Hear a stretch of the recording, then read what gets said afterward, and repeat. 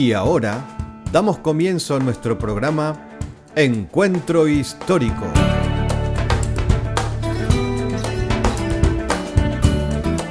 De la mano de Patricia Ferrer y bajo la conducción de Richard del Pino, haremos un recorrido por la historia para dar una interpretación correcta a la palabra de Dios y sus personajes, y también para comprender aún mucho mejor las bases de nuestra fe. Póngase cómodo y sea usted también, durante los próximos 25 minutos, partícipe de este Encuentro Histórico.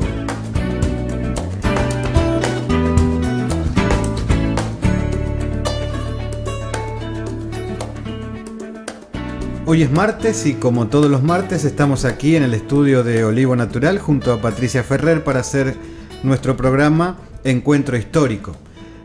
Damos gracias al Señor porque nos permite estar una vez más aquí para compartir todo esto que ha puesto en el corazón principalmente de Patricia, que ella es una apasionada de todo lo que es la historia.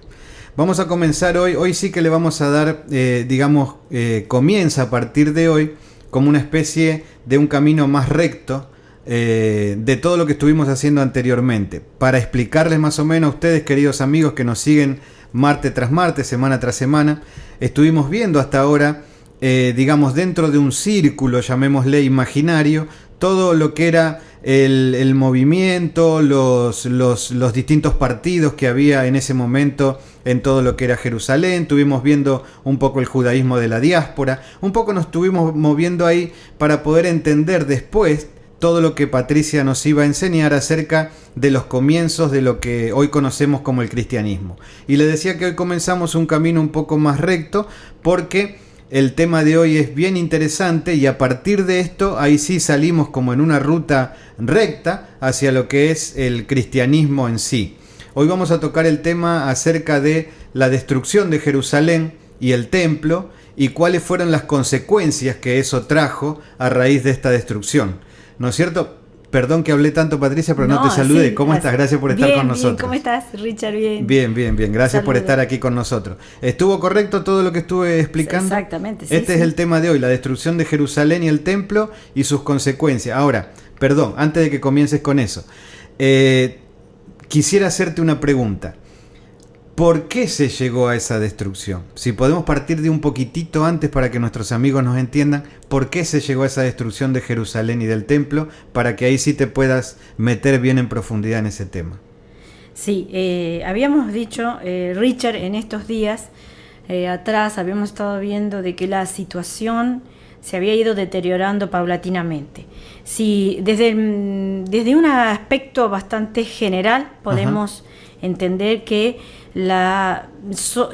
toda esa zona de Judea, de Galilea, no había tenido paz desde que se habían ido los persas y que aparecieron ahí todos los griegos, ¿no es cierto? Es decir, desde que Alejandro ocupa todo el Medio Oriente, ahí comienza prácticamente ese deterioro de toda esa región, es decir, de una manera general. Sí. Paulatinamente, esa zona específicamente de Galilea y de Judea ya había pasado por varias administraciones, por varios ocupantes diferentes. Primero habían sido los Ptolomeos, después los Seleucidas, después pasan a una etapa de prácticamente casi 100 años de cierta independencia a través de los Macabeos, y después por las luchas justamente de las dinastías Amonea o Asmonaín, también como se le conoce, los romanos terminan ocupando toda esa región.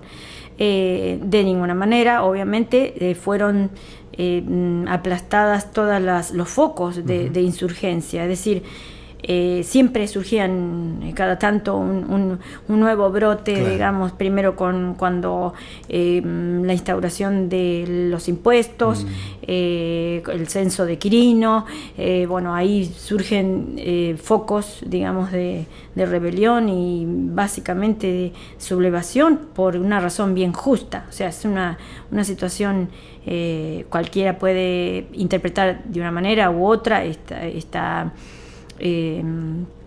toda esta etapa, pero a mi entender es bien justo lo que estaban pidiendo, digamos. Claro, las formas, había distintas formas, algunos grupos ya habíamos visto que los fariseos era un grupo bastante pacífico, en el sentido de que no estaba muy dispuesto o no estaba avalando la toma de las armas y la liberación nacional a través de la guerra, sino que más bien eso fue un grupo que, si vamos al caso, ya había empezado con los sicarios, ¿no es cierto?, desde Judas el Galileo, desde que aunque a él lo habían asesinado obviamente a los líderes, siempre quedaban obviamente sus seguidores, y aunque estaban siempre básicamente dispersos, pero vuelven otra vez a retomar fuerza hacia el año 66, que es cuando ya la situación se había empeorado en forma drástica.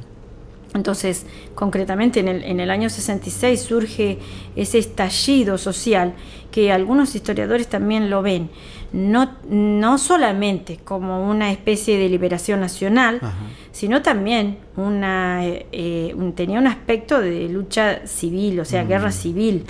En este caso era el mismo pueblo, o sea, que también no solamente con la ocupación romana va a estallar, digamos, va a sublevarse, sino también con la élite que estaba en el templo y en el Sanedrín, es decir, que eran la clase de los saduceos, toda la clase aristocrática, no solamente digamos de los sacerdotes, sino que también entendamos que el partido de los saduceos también lo componían un sector laico, pero eran ricos propietarios, que obviamente tenían a la población sumida en la desgracia y en la pobreza. Sea que podríamos decir que el levantamiento fue a la misma vez contra dos sectores diferentes. Exacto. Contra el Imperio Romano. Exacto. Y contra los líderes del templo. Exactamente. Entonces vos vas a ver, Hans Kuhn justamente es el que opina de esa manera, que tenía, digamos, un aspecto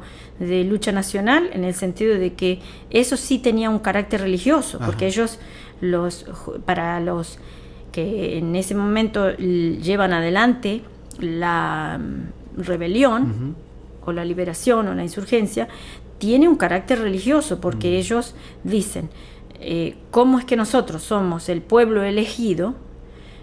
Basado en lo que dice Moisés, que somos el pueblo elegido y esta es nuestra tierra, no puede haber una ocupación extranjera aquí, y encima quitándonos los recursos, ¿no es cierto? Ya vemos que muchas veces, hoy en día tenemos muchos paralelos en esa zona también, o sea, obviamente la ocupación muchas veces colonial que fue durante el siglo XIX y XX, ¿no?, en toda esa zona. Entonces, claro, los levantamientos surgen, por un lado, como una especie de liberación nacional, pero por otro lado también tiene un aspecto de lucha de clases, ¿no es cierto? Una guerra civil contra los ricos, que eran, digamos, toda esa clase sacerdotal y laica, aristocrática, instalada en Jerusalén, obviamente era bien pro-romana, es decir, ellos no estaban de ninguna manera a favor de ningún liderazgo mesiánico, que eran lo que los proponían o proclamaban estos grupos diferentes. Ya habíamos visto en diferentes programas anteriores que tenían interpretaciones con respecto al Mesías y quién era el Mesías de manera diferente, ¿no es cierto? Habíamos visto Jesús y su movimiento, a su vez, también fue uno de los tantos grupos que surgió en este contexto. Entonces, todo eso va a llevar a que en el 66 entonces estalla la rebelión. Entonces en Cesarea, en Jerusalén, ocupan la fortaleza, ahí o sea, estos grupos, llamémosle insurgentes, van a atacar la fortaleza militar, o sea, la guarnición militar de los romanos. Y entonces, ¿qué pasa? En ese momento viene, en un primer momento vienen viene una especie de refuerzo de parte de Siria. El procurador de Siria envía refuerzos urgentes ahí, pero no alcanza con eso, o sea, entonces ahí es cuando el emperador Nerón manda a su general Vespasiano y su hijo Tito a pacificar la región. En el 68, bueno, o sea, muere Nerón, entre otras cosas. Claro, claro. A su vez, ahí la situación estaba muy deteriorada porque en el 64 se había producido el incendio de Roma. Claro. Y entonces ya circulaban los rumores de que había sido todo culpa de Nerón, o sea, un inside job, ¿no? Como muchas veces hemos visto. Sí. Entonces, la situación ahí en Roma estaba bastante deteriorada en cuanto a lucha por el poder. Vespasiano, que era un general, lo proclaman emperador ahí cuando muere Nerón, las mismas legiones de ahí, entonces tiene que viajar urgente a Roma y lo deja a Tito a cargo. Ajá. Entonces lo que hace Tito es, en el 68 lo que hacen es sitiar toda la ciudad de Jerusalén, y por 2 años la tienen tomada ahí, no puede, en un estado de sitio. Claro. Y en el 70 ya directamente entra a la ciudad, porque primeramente él se encargó de pacificar toda la parte del campo, las aldeas. Él fue de a poco, por etapas, fue pacificando, o sea, pacificando entre comillas, no fue de ninguna manera moderada. Ya sabemos cómo lamentablemente actuaban los romanos, no arrasaban todo, que no dejaban a nadie con vida, y los que podían se los llevaban a Roma como esclavos. Claro. Y entonces en el año 70, tristemente recordado, y fue más o menos en la época del verano, en junio, julio, en el mes de Tamuz, fue cuando directamente entran y destruyen el templo. Entonces, a raíz de eso, bueno, quedó destruida, la ciudad absolutamente quedó destruida. Hay una fuente en Eusebio, que es un escritor cristiano que escribe después en el siglo IV, bajo el mandato de Constantino, y él escribe de que ese grupito que estaba de judeocristianos, que había estado liderado bajo Santiago o Jacobo, que ya sabemos que a su vez lo habían matado en el 62, o sea, el sumo sacerdote de ahí lo había hecho matar. Ese grupo había quedado prácticamente sin líder. Aparentemente ya sabemos que en esos años también Pablo estaba encarcelado en Roma y sufre el martirio. En esos años también asesinan a todos los líderes de todo este grupo judeo mesiánico. Entonces Eusebio cuenta de que ahí en esa época es cuando estos hermanos huyen a la ciudad de Pelia. Hay otras fuentes también que pueden darnos una idea de a dónde fueron también esos grupos de hermanos judíos mesiánicos, que no son, como habíamos hablado anteriormente, no se unen al grupo de las comunidades paulinas, ¿no? Porque eran distintas, tenían distintas interpretaciones, básicamente en cuanto a la idea de cómo debían, más que nada, integrarse los gentiles o no. Eso lo habíamos estado hablando programas anteriores.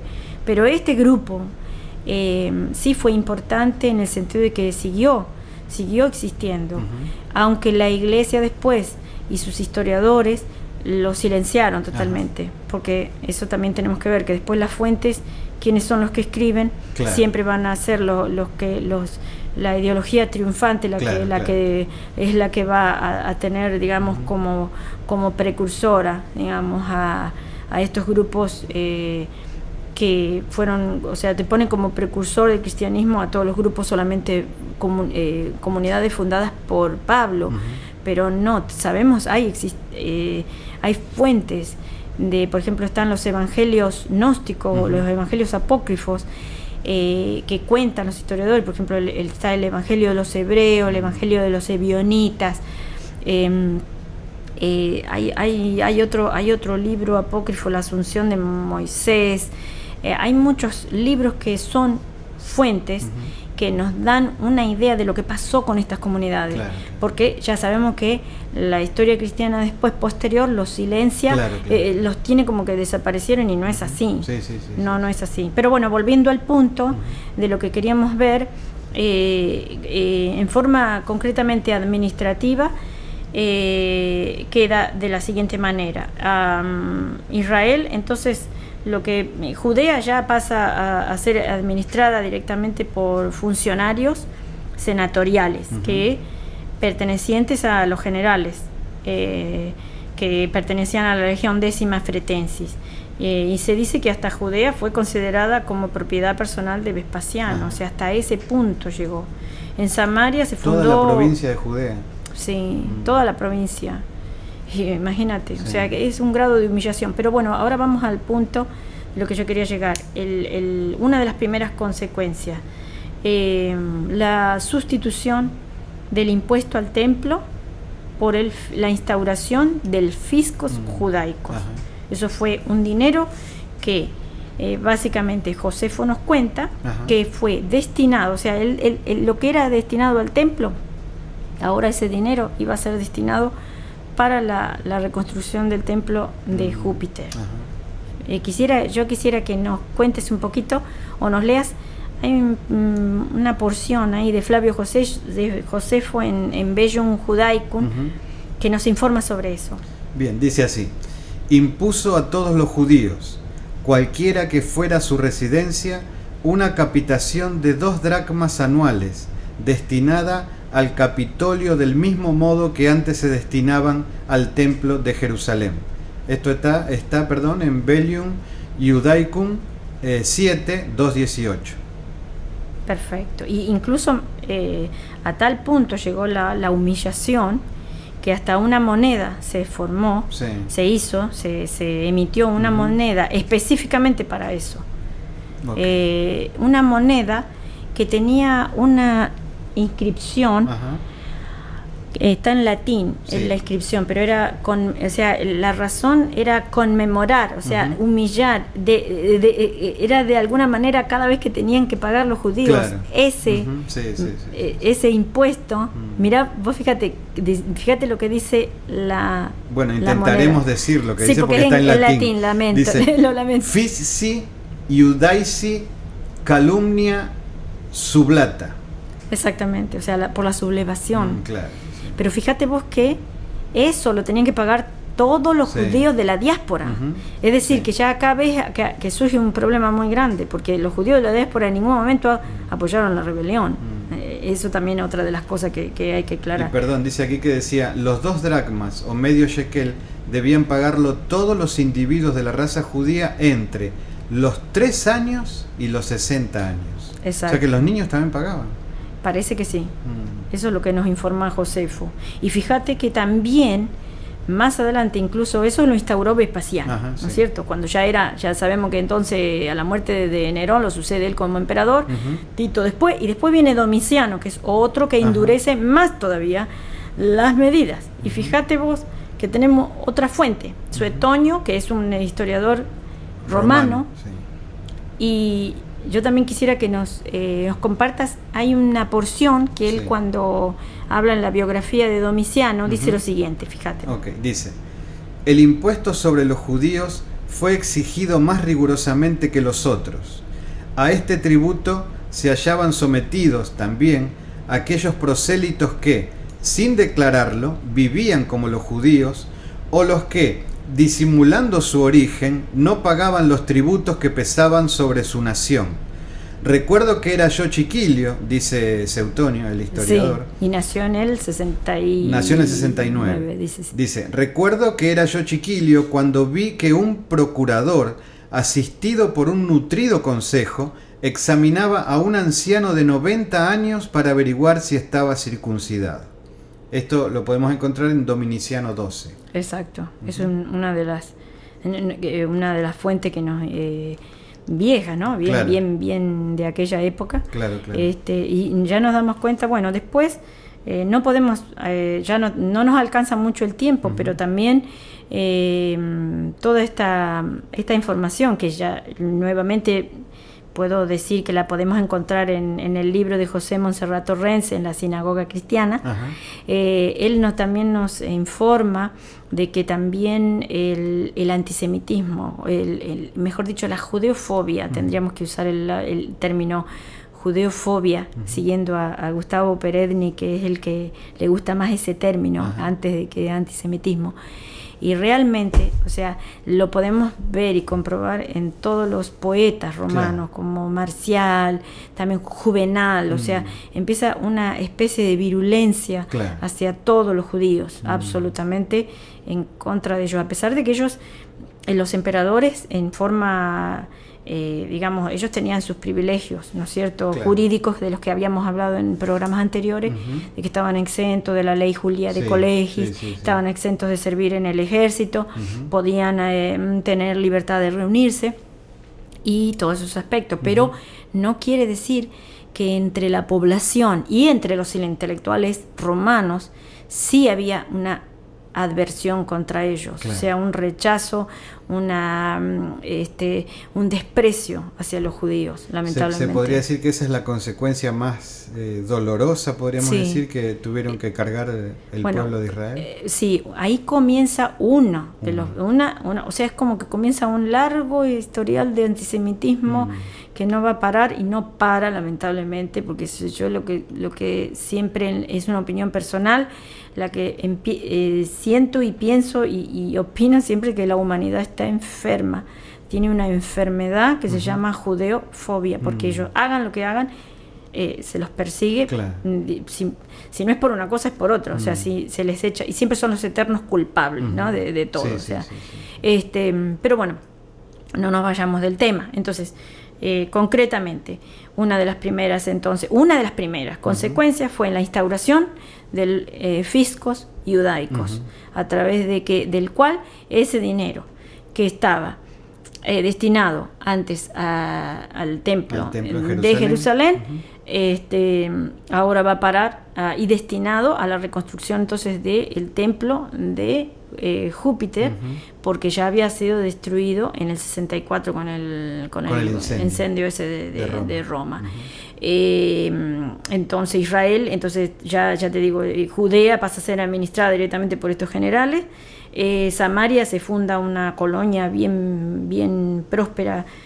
Flavia Neápolis era la ciudad donde eso iba a atraer muchos gentiles, completamente gentil. Y en Galilea pasa a pertenecer al rey Agripa II hasta el año 92. Lamentablemente vemos que después, en el año 100, vamos a hacer una especie de acotación acá, después lo vamos a ver un poquito más con detalle, pero en el año 132 y al 135 vuelve a estallar la última rebelión, o sea, el último foco de rebelión que quedaba en Jerusalén, liderada por el Bar Kokhba. Se le pone, el que usa ese nombre entre paréntesis es Flavio Josefo, porque Bar Kokhba, hijo de la estrella, le pone, ¿no? Claro. Se le pone el nombre basado en números 24:11. Pero el Talmud no lo nombra Bar Kokhba, sino Bar Kosiba, el hijo de la mentira. Incluso fue proclamado hasta Mesías y todo. Pero ahí sí que la consecuencia sobre Jerusalén y su población fue tremendamente pésima, porque a partir de ahí Adriano, que en ese momento era el emperador, aplasta absolutamente la rebelión. Mueren más de 850.000 personas. Digamos que en la primera, cuando vino Tito, 600.000 personas murieron. Los que sobrevivieron, ya te digo, fueron llevados como esclavos. En la segunda, que es esta es la última, ya directamente 850.000 personas mueren. A partir de ahí, la ciudad absolutamente arrasada, cambia de nombre, le sacan el nombre de Jerusalén y le ponen Aelia Capitolina. No se llama más toda esa zona ni Judea ni Galilea, se llama a partir de ahí Palestina. Hasta el año 1948 toda esa zona se llamó así. Y se les prohíbe a todos los judíos entrar a Jerusalén. Es más, no solamente eso, Adriano llega hasta al extremo de prohibir la circuncisión, bajo la ley que se llamó Lex Cornelia de Sicaris. Absolutamente, bajo pena de muerte, prohibida la circuncisión. Eso es terrible. Yo sé que tenés mucho más por decir, porque sos una enciclopedia abierta, pero lamentablemente se nos termina el tiempo para más o menos mantener el formato que siempre tenemos y que nuestros amigos están acostumbrados. Pero también recordarles que esto es como la punta de un ovillo, en el cual todos aquellos que quieran de ese ovillo sacar mucha más información pueden o comunicarse con nosotros o pueden investigar en las distintas fuentes que continuamente Patricia está dando para que todos ustedes sepan dónde poder buscar mucho más profundamente para estudiar esto tan apasionante que es la historia. Así que muchas gracias por estar con nosotros. Nos encontraremos el próximo martes desde los estudios de Olivo Natural para que podamos seguir manteniendo nuestro encuentro histórico. Feliz semana, que pasen muy bien, hasta pronto. Nos encontraremos el próximo martes a esta misma hora para seguir siendo partícipes de este encuentro histórico. Este material también está a su disposición en CDs. Si usted desea obtener más información, por favor escríbanos a info@olivonatural.org y gustosamente se lo haremos llegar. Encuentro Histórico es una producción exclusiva de Ministerios Olivo Natural.